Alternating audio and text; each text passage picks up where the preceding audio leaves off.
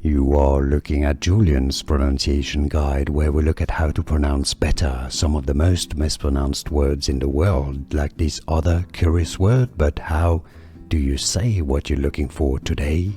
Let's learn how to pronounce the name of this French territory, or territory if you're an American.